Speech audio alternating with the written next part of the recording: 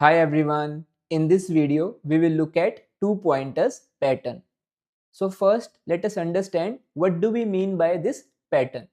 So as the name suggests, two pointers एक ऐसी technique या पैटर्न होता है जिसमें हम दो पॉइंटर्स को यूज करते हैं हमारा एल्गोरिदम बिल्ड करने के लिए, ताकि हमारा जो प्रॉब्लम है, जो क्वेश्चन है, उसे हम एफिशिएंटली सॉल्व कर पाएं।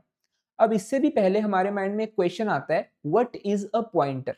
So pointer is just a variable which represents an index or a position in a linear data structure. So जो भी हमारे पास linear data structures होते हैं जैसे array, string या linked list, उसमें हमें अगर किसी इंडेक्स या फिर पोजीशन को रिप्रेजेंट करना है, उसके लिए हम जो भी वेरिएबल लेते हैं उसे हम डिनोट करते हैं पॉइंटर से। फॉर एग्जाम्पल, आपने काफ़ी सारी एल्गोरिदम्स बिल्ड की होंगी जिसमें हम लूप लगाते हैं। जैसे अगर हमारे पास एक एरे गिवन है, हमें इस एरे को लेफ्ट टू राइट ट्रेवर्स करना है, तो हम जीरो से लेकर लास्ट तक सारे के सारे इंडेक्सेस पे जाएंगे।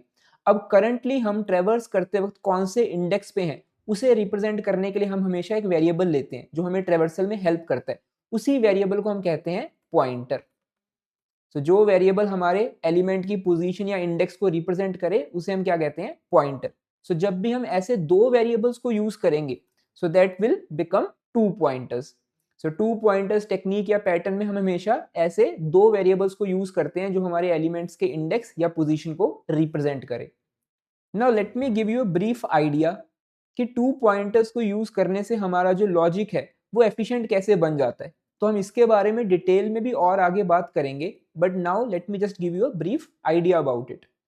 सो एज्यूम करो हमारे पास एक एरे है, उस एरे में हमें मल्टीपल पेयर ऑफ एलिमेंट्स को कंपेयर करना है। अब इसका नॉर्मल तरीका क्या है कि हम दो नेस्टेड फॉर लूप्स लगाएं और जितने भी पेयर्स हैं उन सब के अंदर एलिमेंट्स को कंपेयर करें।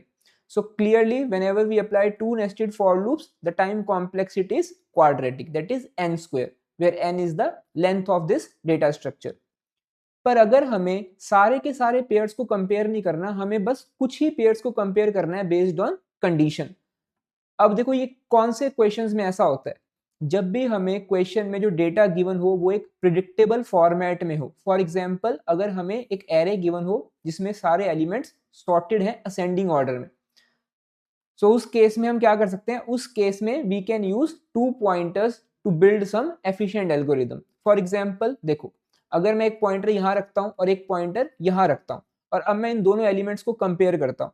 Now based on the comparison मुझे लेटर से कुछ डिसीजंस लेने।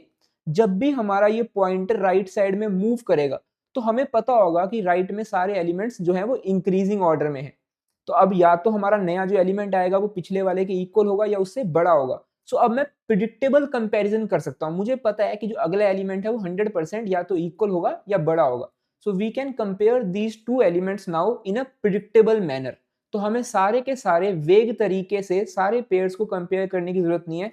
हम एक प्री डिफाइंड लॉजिक से जो भी पेयर्स हमें चाहिए बस उन्हीं को कंपेयर कर सकते हैं when using two pointers technique. So इस तरीके से हम n स्क्वायर से हमारी जो कॉम्प्लेक्सिटी है एल्गोरिदम की उसे लीनियर बनाते हैं। So this was the brief idea. We will talk more about it in the upcoming videos with the help of some examples. Now let's look at some very important ways जिससे हम to pointers को apply कर सकते हैं। So there are three major ways, या फिर हम कह सकते हैं तीन मेन स्ट्रेटेजीज हैं जिससे हम टू पॉइंटर्स को अप्लाई करते हैं। So सबसे पहली है कन्वर्जिंग पॉइंटर्स स्ट्रेटेजी। अब इसे समझते हैं हम। एज्यूम करो हमारे पास एक एरे है, इस एरे के अंदर हम दो पॉइंटर्स लेंगे एट द ऑपोजिट एंड्स। सो एक पॉइंटर होगा हमारा यहाँ पर और एक पॉइंटर होगा हमारा लास्ट में। अब ये दोनों पॉइंटर्स ना एक दूसरे की तरफ मूव करेंगे। So as the name is suggesting converging pointers, या इसे हम इनवर्ड ट्रेवर्सल भी कहते हैं। So when both of these pointers will move towards each other, तो उस केस में हमारी ये वाली जो टेक्निक है या ये वाला जो टाइप है टू पॉइंटर्स का वो अप्लाई होता है। अब ये पॉइंटर्स मूव करते रहेंगे जब तक हमारी जो गिवन कंडीशन है वो मीट नहीं हो जाती, या फिर ये दोनों एक दूसरे को क्रॉस ना कर जाएं। अब हम एक सिंपल एग्जांपल लेते हैं और देखते हैं कि कैसे कन्वर्जिंग पॉइंटर्स काम करते हैं। सो बड़ा सिंपल एग्जांपल है। हमें एज्यूम करो एक स्ट्रिंग गिवन है, हमें चेक करना है कि क्या ये स्ट्रिंग पैलिंड्रोम है या नहीं। What do we mean by a palindrome string? ऐसी स्ट्रिंग जिसे अगर हम लेफ्ट टू राइट पढ़ें या फिर राइट टू लेफ्ट पढ़ें वो हमें सेम दिखे। सो इसका बड़ा आसान तरीका है, हम दो पॉइंटर्स लेंगे, दोनों ऑपोजिट एंड्स पे होंगे हमारे स्ट्रिंग के, और जिस भी एलिमेंट को वो दोनों पॉइंटर्स रिप्रेजेंट करेंगे या फिर पॉइंट करेंगे, हम उन दोनों एलिमेंट्स को कंपेयर करते रहेंगे। क्या ये वाला एलिमेंट और ये वाला एलिमेंट सेम है? Yes. Now we will move both these pointers. तो L आ जाएगा यहाँ पर, R आ जाएगा यहाँ पर। Now we will compare these two characters, yes they are also same. Now again we will increase और we will move these pointers towards each other. So L भी यहाँ पर आ जाएगा, R भी यहाँ पर आ जाएगा। तो जब भी हमारे ये दोनों के दोनों पॉइंटर्स मीट कर जाएंगे या फिर एक दूसरे को क्रॉस कर जाएंगे, और कभी भी अगर हमें मिसमैच नहीं मिला, सो दैट मीन्स हमारी जो स्ट्रिंग थी वो क्या थी? पैलिंड्रोम थी। So this is one example where we can use converging pointers technique. Now let us look at the second way जिससे हम 2 पॉइंटर्स को अप्लाई कर सकते हैं। सो दूसरा तरीका है यूनिडायरेक्शनल पॉइंटर्स। सो इमेजिन करो हमारे पास एक एरे है, हम इस एरे पे 2 पॉइंटर्स को लेंगे। वो दोनों पॉइंटर्स यूजुअली एरे के किसी एक एंड से स्टार्ट होंगे, या तो दोनों के दोनों लेफ्ट एंड से स्टार्ट होंगे या फिर दोनों के दोनों राइट एंड से स्टार्ट होंगे, and then they will move in the same direction. तो मोस्टली ये दोनों जो पॉइंटर्स हैं अपने बीच में या तो एक फिक्स्ड गैप मेंटेन करके चलेंगे या फिर वेरिएबल गैप मेंटेन करेंगे। सो एज्यूम करते हैं कि R पॉइंटर पहले आगे बढ़ गया कुछ टाइम के लिए, L पॉइंटर जहां पर था वहीं पर रहा, R पॉइंटर यहां पहुंच गया, फिर L पॉइंटर उसी डायरेक्शन में मूव करना स्टार्ट करेगा थोड़ी देर बाद। सो this is how. So let us से L पॉइंटर आगे बढ़ा और यहां पर आ गया। सो हमेशा ये दोनों पॉइंटर्स जो हैं वो अपने बीच में या तो फिक्स्ड गैप को मेंटेन करेंगे या फिर वेरिएबल गैप को मेंटेन करते हुए एक ही डायरेक्शन में हमेशा मूव करेंगे। सो अगर इन दोनों पॉइंटर्स ने लेफ्ट वाले एंड से स्टार्ट किया था तो हमेशा ये राइट साइड में ही मूव करेंगे, कभी भी ये वापस नहीं आ सकते। सिमिलरली अगर इन दोनों पॉइंटर्स ने राइट वाले एंड से स्टार्ट किया होता ट्रेवर्स करना, तो ये हमेशा लेफ्ट साइड में ही मूव करते, कभी भी ये राइट साइड में नहीं जा सकते थे। सो हमने स्लाइडिंग विंडो जो पैटर्न पढ़ा है, हम क्लियरली देख सकते हैं कि sliding window is a variant of this type of 2 pointer technique. So जो यूनिडायरेक्शनल पॉइंटर्स वाली जो ये टेक्निक है या जो ये टाइप है, हमारा जो स्लाइडिंग विंडो का कंसेप्ट था वो इसी के ऊपर बेस्ड है। So this is very important. So जब भी हमारे पास सब एरेज की, सब स्ट्रिंग्स की प्रॉब्लम आएगी तो हमें वहां पर यही वाला पैटर्न अप्लाई करना होता है।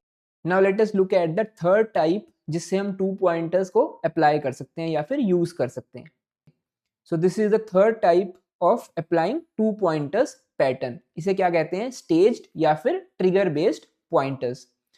अब इसमें होता क्या है, इसमें एज्यूम करते हैं हमारे पास एक एरे है, उस एरे पे हम 2 पॉइंटर्स को लेंगे, बट इनिशियली एक ही जो पॉइंटर है वो ही मूव करेगा, और वो तब तक मूव करता रहेगा जब तक एक पर्टिकुलर कंडीशन हमारी मीट ना हो जाए। लेट अस से हमारा जो ये पॉइंटर है ये किसी को ढूंढ रहा था, किसी एलिमेंट को ढूंढ रहा था, जब तक वो एलिमेंट नहीं मिलता तब तक ये वाला पॉइंटर मूव करता रहेगा, दूसरा पॉइंटर तो स्टार्ट ही नहीं करेगा। जैसे ही हमारी कंडीशन मीट हुई उसके बाद हमारा जो दूसरा पॉइंटर था वो मूव करना स्टार्ट करेगा। अब वो पॉइंटर कहीं से भी स्टार्ट कर सकता है मूव करना। लेट अस से वो 0 इंडेक्स से स्टार्ट करे, या फिर जिस इंडेक्स पे हमारा ये वाला पॉइंटर है वो वहां से भी स्टार्ट कर सकता है। वो लेफ्ट डायरेक्शन में भी जा सकता है, वो राइट डायरेक्शन में भी जा सकता है, उस पर कोई भी लिमिटेशन नहीं है। The important point is trigger. So इस दूसरे पॉइंटर को स्टार्ट करवाने का कोई ना कोई हमारे पास एक ट्रिगर पॉइंट होगा, कोई ना कोई हमारे पास कंडीशन होगी। जब तक वो कंडीशन मीट नहीं होती तब तक हमारा दूसरा पॉइंटर स्टार्ट नहीं करेगा। सो दिस इज स्टेज्ड और trigger based pointer technique. So इसके बारे में हम और समझेंगे in the upcoming videos with the help of some examples. So these were the 3 strategies और द वेज जिससे हम 2 पॉइंटर्स को यूज कर सकते हैं हमारी प्रॉब्लम एफिशिएंटली सॉल्व करने के लिए। Now let's answer a very important question, that is when to use 2 pointers pattern. So first of all 2 pointers pattern हम यूजुअली लीनियर डेटा स्ट्रक्चर्स पे ही अप्लाई करते हैं, जैसे कि एरेज, स्ट्रिंग्स या फिर लिंक लिस्ट। दूसरा इंपॉर्टेंट पॉइंट है कि जब भी हमें प्रॉब्लम में जो डेटा गिवन है वो एक प्रिडिक्टेबल फॉर्मेट को फॉलो कर रहा है, जैसे कि जो डेटा हमें गिवन है वो सॉर्टेड है, वो एक पर्टिकुलर ऑर्डर फॉलो कर रहा है, या फिर जो डेटा हमें गिवन है वो पैलिंड्रोम है। अब देखो पैलिंड्रोम में भी जो ऑर्डर फॉलो होता है वो भी एक पर्टिकुलर ऑर्डर है, मतलब लेफ्ट टू राइट या राइट टू लेफ्ट एलिमेंट्स को देखें तो वो सेम दिखते हैं, उनका ऑर्डर सेम होता है। सो जब भी हमारे पास एक प्रिडिक्टेबल फॉर्मेट में डेटा गिवन है, so there is a chance that we can use 2 pointers technique to solve that problem. और एक और इंपॉर्टेंट पॉइंट है, दैट इज जब भी हमें प्रॉब्लम में पेयर ऑफ वैल्यूज को, जब भी हमें प्रॉब्लम में पेयर ऑफ वैल्यूज को कंपेयर करना पड़े, so there is a chance that we can use two pointer technique. जैसे कि सब एरेज के क्वेश्चन में, सब स्ट्रिंग के क्वेश्चंस में, विंडो वाले क्वेश्चंस में हम क्या करते हैं, हम हमारी विंडो को या सब एरे को रिप्रेजेंट करने के लिए हमेशा दो एंड यूज करते हैं, एक लेफ्ट वाला एंड और एक राइट वाला एंड। सो इन एंड्स को रिप्रेजेंट कौन करता है, हमारे दो पॉइंटर्स रिप्रेजेंट करते हैं। सो ऐसे क्वेश्चंस में हम हमेशा चेक कर सकते हैं कि क्या टू पॉइंटर्स अप्रोच लगेगी या नहीं लगेगी। काफी ज्यादा चांस होता है कि हमारा वहां पे टू पॉइंटर्स अप्रोच लग जाए। जैसे कि जो भी स्लाइडिंग विंडो वाले क्वेश्चंस होते हैं, सो वहां पर हम इनडायरेक्टली टू पॉइंटर्स ही अप्रोच लगा रहे होते हैं। और कौन से टाइप को यूज करते हैं हम वहां पर हम यूनिडायरेक्शनल पॉइंटर्स वाले टाइप को यूज कर रहे होते हैं। सो इस वीडियो के लिए आज इतना ही था। Thank you everyone.